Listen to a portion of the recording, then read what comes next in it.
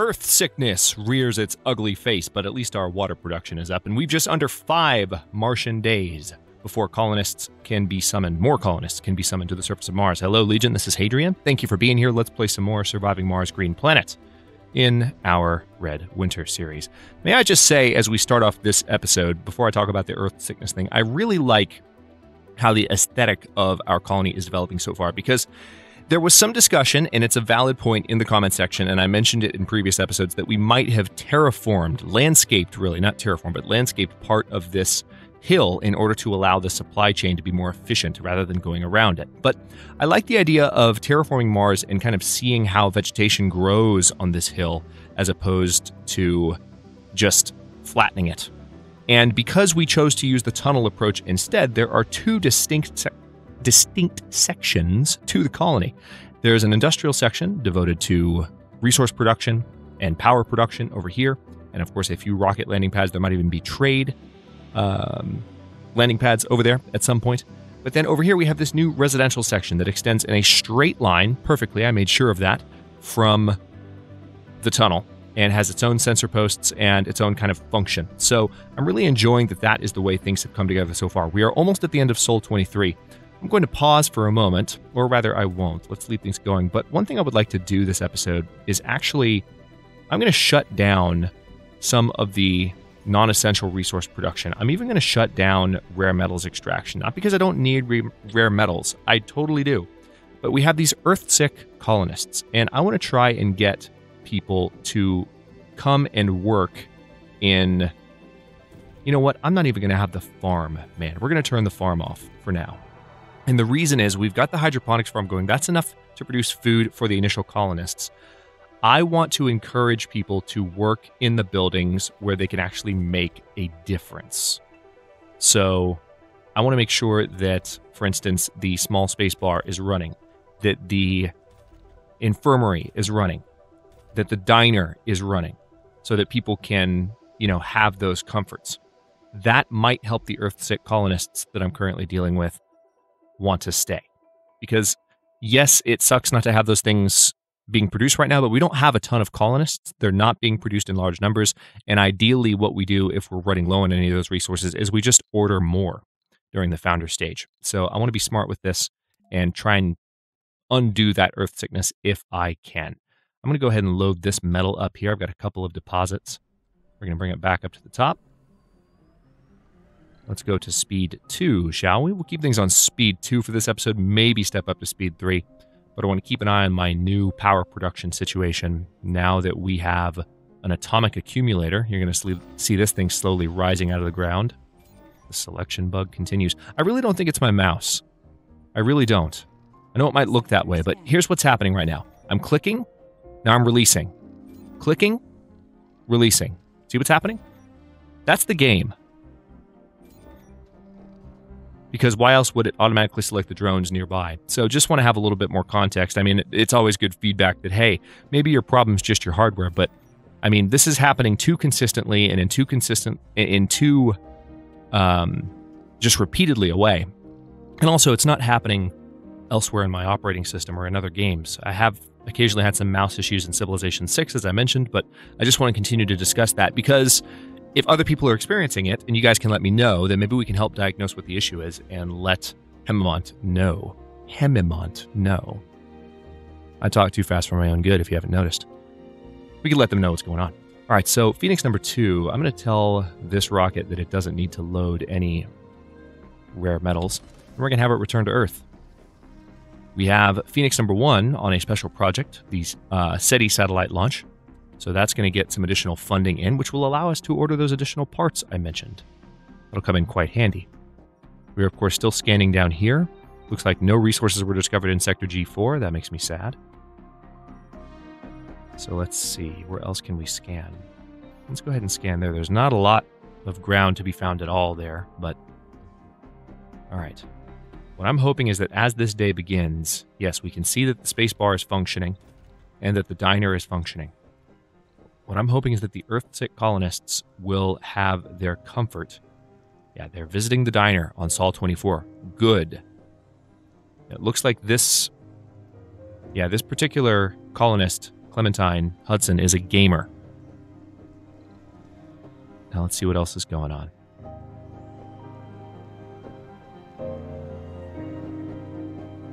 Okay, so it seems like they're looking for comfort. They're looking to use the comfort buildings at the wrong times. I'm hoping the comfort of these colonists will go up. Yeah, it's mainly the dining being down that is a problem for them. So hang on. One way we can increase the comfort of the dome a little bit is let's build a small garden right here. Let's do it. Yeah, I actually like that. A big cypress tree. The channel's name is Hadrian. Give me a break. Let's go with that.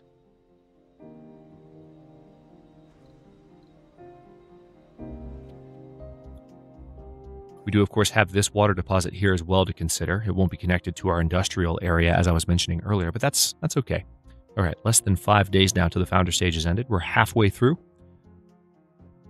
By the way, notice the ice melt info. This is part of the mod that I mentioned in the second episode that is running on the playthrough. Every time there's an ice melt, we'll go to our existing deposit so you can see it functioning. It will tell you how much water you gained from the ice melting. So it's not particularly OP. We just got 248 water back from the last cold wave. If the cold wave lasts longer, then perhaps there will be more ice. But also if we have multiple water deposits functioning, then that will perhaps lead to, or more multiple water, water extractors functioning on multiple water deposits, then maybe that will lead to the ice melt having a greater contribution. I like the fact that it's not a huge amount of water that we got back from the first ice melt. As I did mention in that episode too, I was concerned about it being an overpowered mod. Doesn't seem so far. It's kind of realistic and I like it. All right, let's stop here. Now let's load all resource types because there's polymer and metal there, and unload here.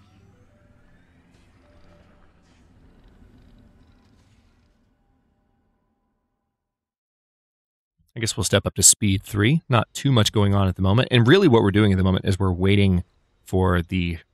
All right, good. It looks like the comfort level of some of the Earthsick colonists is going up. That's good to see. We just want to see if we can reduce that number to 0, or at least 2. I mean, I don't want to lose more than 2 colonists when we land our next round of colonists. We need all the resource production we can manage. And we're going to need an additional dome out this direction as soon as possible. Let's take a look at our research. As soon as I have funding, I can do some more outsourcing. We're currently working on advanced drone drive, so drones are going to move 40% faster. That'll be good for our supply chain. So after that, we're going to have hypersensitive photovoltaics. We're actually doing a couple of breakthroughs in a row, but they're good breakthroughs. They're worthwhile. Okay, so having more water production from our hygroscopic evaporators would be good. Utility crops, also good. Drone hubs are constructed with an additional 2 drones. Probably need to do that rather soon. Let's go ahead and queue up productivity training. That's engineers and geologists having 10 performance extra when working in their specialty. And then extractor amplification, it's probably going to be time for that.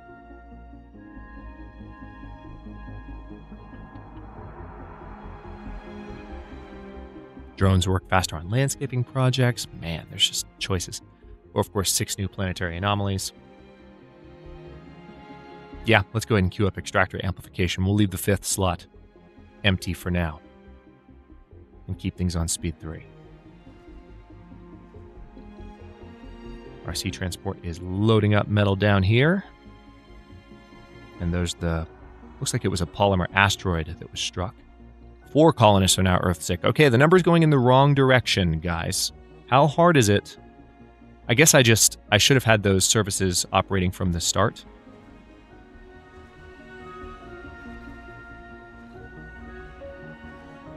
Okay, so one of the colonists is definitely having their comfort climb a little bit.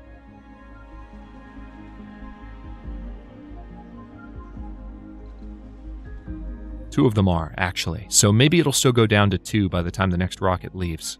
When life gives you lemons. An alien world. That takes guts, to say the least. After all, purpose is the strongest long-term driver. Since arriving on Mars, Georges Daniels' enthusiasm has proven to be above average, even by founder norms, and the prodigious productivity displayed can be boiled down to one simple explanation. Georges Daniel really loves doing what Georges Daniel's doing. So we have an enthusiast. That's the spirit. It's good to see. Now, let's hope that Georges Daniel is one of our Earthsick colonists. Are you the gamer? Okay, so the service building, the social service building is still showing as closed during certain times of day. So they're still trying to go visit it and failing. So their Earthsickness is not really changing. This is one of the frustrating things with the early colonists.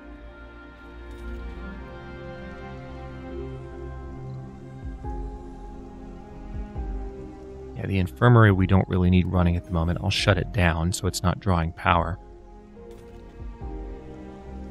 I'm going to close these job slots. We only need one person working that. Let's see what else we can do here. I'm just trying to make people come work these new jobs.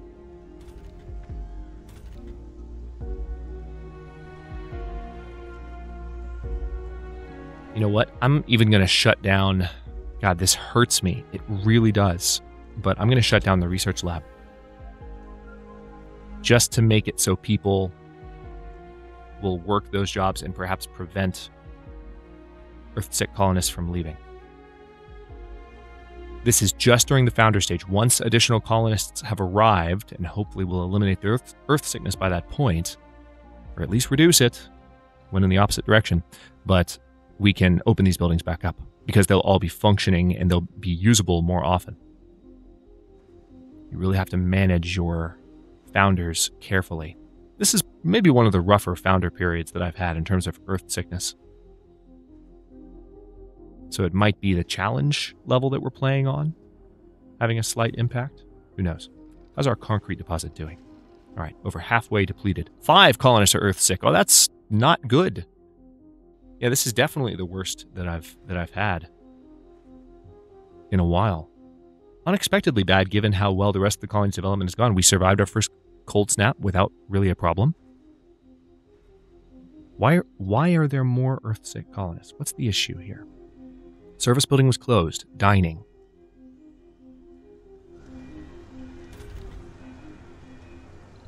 All right, well, let's have this thing open 24 hours a day then. Fine. Let's have this thing open 24 hours a day. I mean, people's comfort or sanity levels might drop, but those buildings are apparently what people need to be visiting. So if we can, I mean, a colonist might not voluntarily take that job, but we'll see what happens if we do that. Less than 3 days remaining, 3 Martian days. I would hate to lose 5 colonists. If there's something else that I can do for future reference and for the sake of people learning from watching the series, let's talk about it in the comments section, because I felt like shutting down those non-essential resource production buildings and letting people focus on having these open for some part of the day would at least be good, but evidently not. That doesn't appear to be... Okay, the comfort is definitely rising on a number of these colonists. So does Earthsickness just not go away?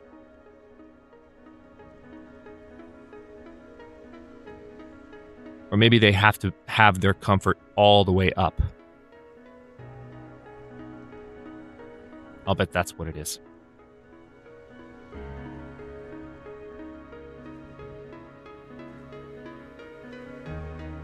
So note to self, current version of Surviving Mars, and note to all of you guys, you really have to make sure that your focus is on keeping your initial founders happy. Not on producing resources, not on getting carried away doing this stuff yet. Support your founders using resource shipments from Earth, including food if necessary. Because they're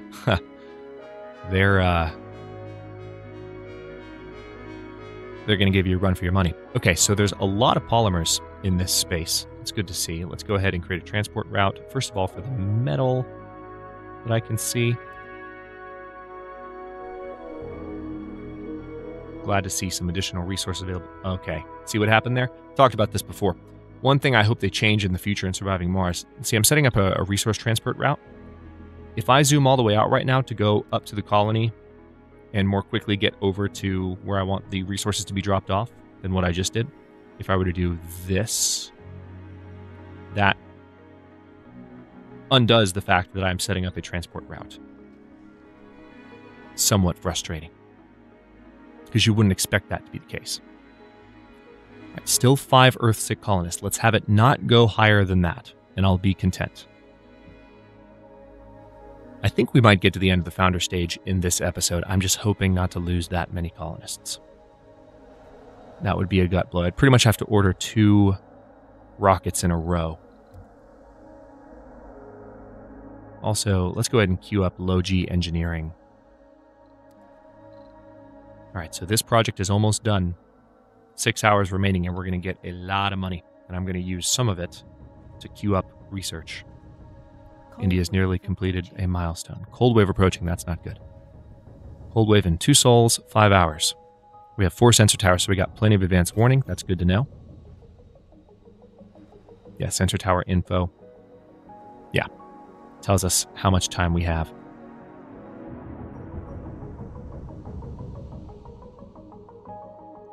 We might be able to set up some sensor towers down here and have them help with scanning in that area, but I wouldn't say it's particularly necessary. I would like to find out what else is going on down here, because there was a meteor shower, as you might recall. All right, SETI satellite, view message. All right, our own SETI satellite has been delivered and launched into Martian orbit. It is now operational and will contribute toward the decades-old mission of finding signs of intelligent life elsewhere in the galaxy. Okie dokie. So, with that being done, let's outsource an entire crap ton of research. So, the advanced drone drive being finished will be extremely helpful. All right, good. Our Earthsickness ratings have gone down, so it is possible to cure that. This is probably the hardest I've ever fought against Earthsickness.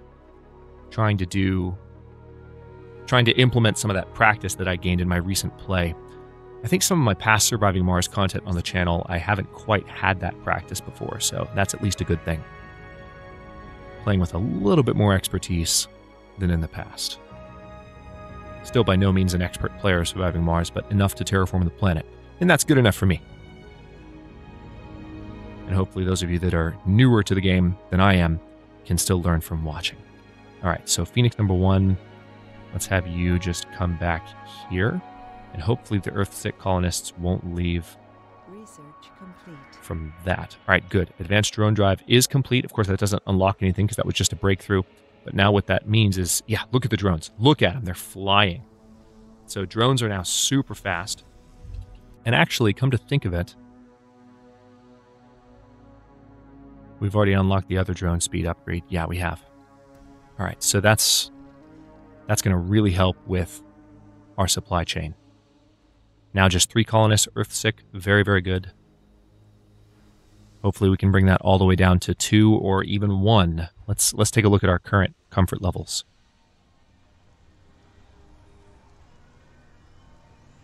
All right, service building was closed.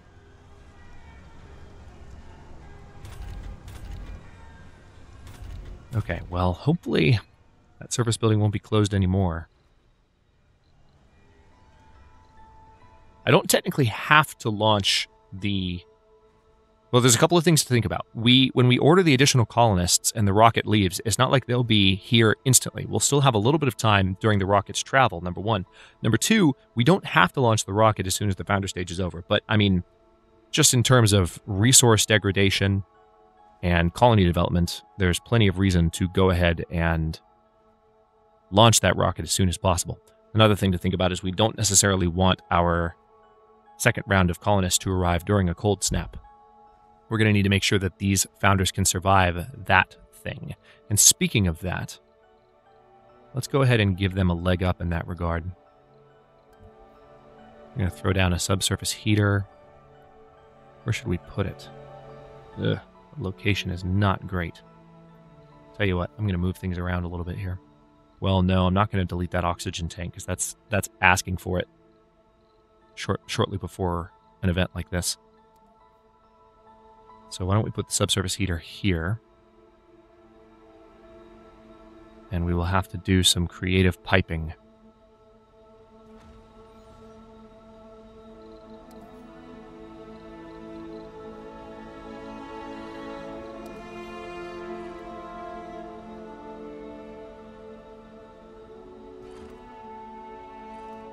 Okay, there's that. God, look at the drones. They're so fast. Granted, we're on speed 3, but let's see how fast they are on speed 1. Oh, that's awesome. Look at that. They're flying. All right, well, that breakthrough is going to come in quite handy for us. They're just zipping around getting stuff done. So we do have enough to get this subsurface heater built. We are going to have to order additional resources soon. As a matter of fact, I'm going to go ahead and call down a rocket with more food.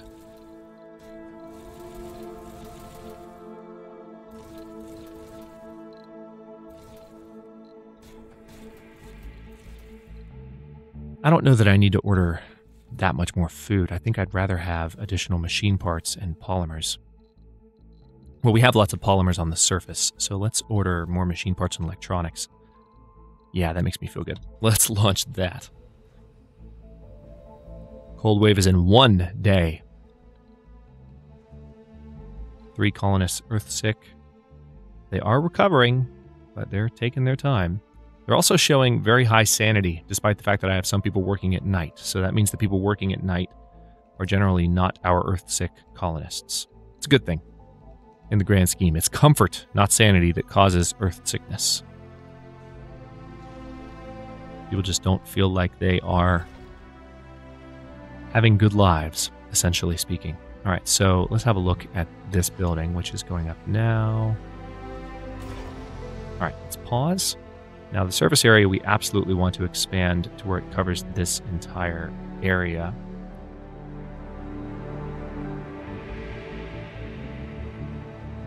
So that the drone doesn't freeze. And then we want to turn it off. Sector scan. It does appear that we're going to have enough power during the day to have it running, but the other one's not running either, so we'll have to consider that. All right, Phoenix number 1. You're technically ready to go, but I have more rockets right now, so I'd rather have you here just hanging out. As a matter of fact, let's see what else we might be able to do project-wise. High-speed comm satellite. Oh, no, definitely don't have those electronics. Project Savannah, not quite ready.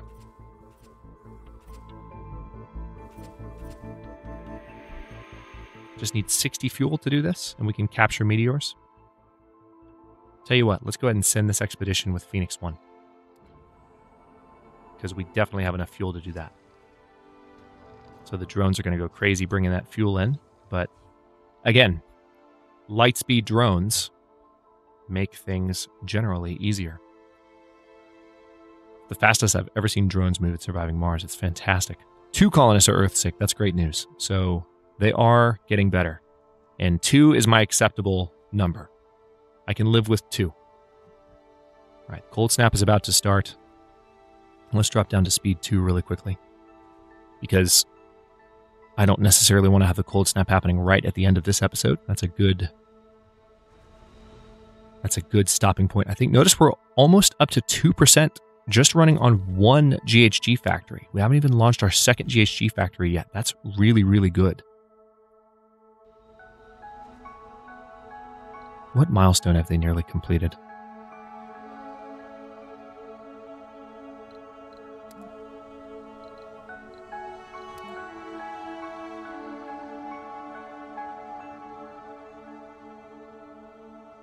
Maybe Megadome? No, not Megadome. That would be maybe first Medium Dome. First Martian Born? What breakthrough are they almost... Okay, so it is first Martian Born. How do they know that? Is a colonist pregnant? Can you tell that? Is that a thing?